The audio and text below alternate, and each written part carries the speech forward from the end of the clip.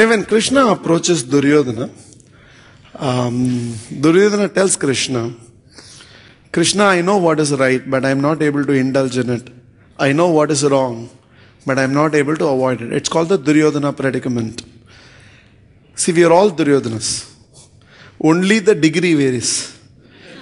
I think all of us in some way know what is right, but we are not able to indulge in it. We know what is wrong, we are not able to avoid it. None of us are an exception to it. Just that some of us are 10% Duryodhana, some of us 25% Duryodhana, some 53% Duryodhana, and some of you Duryodhana reincarnate. Okay. In fact, it will give a complex to Duryodhana. Duryodhana was with the Damloda Mosmarhane. Okay.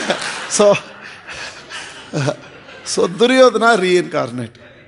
Now his question is, when we deal with this Duryodhana predicament with people where we know that they know what is right, but they are not indulging in it. We know that they know what is wrong, but they are not avoiding it. What do we do? How do we go through this? I think you go through that first by understanding there is a Duryodhana within you still. I like what Leo Buscaglia, his full name is Leonardo Felice Buscaglia. Okay. And he said something very beautiful.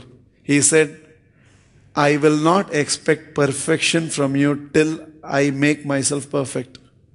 And then added, which means you are safe for this lifetime. Because we all have our flaw. See, the fact is that so many times we find we are not able to live up to the expectations that we have from our own self. And this is true. In fact, you decide that from now onwards, this is what I will do every day, and we are not able to do it beyond 3 days. We make a resolve that I am never going to be angry, shouting at people anymore, and we find ourselves in another spell of anger. Man is a continuous process of moving from imperfection towards perfection. That's what growth is all about. In fact, if all of us are perfect, there will be no more growth. The very process of growth that is happening within all of us is because we have committed ourselves into this continuous process of moving from imperfection towards perfection.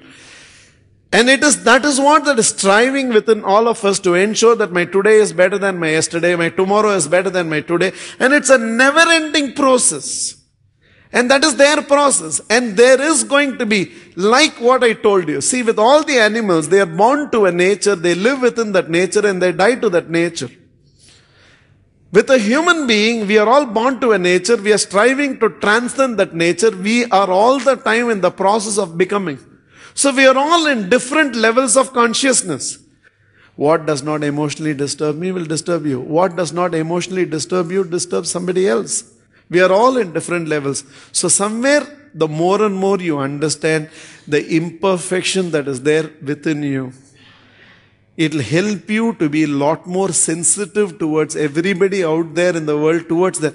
When you see imperfection in the world, it should make you feel with them. It should sensitize you with them.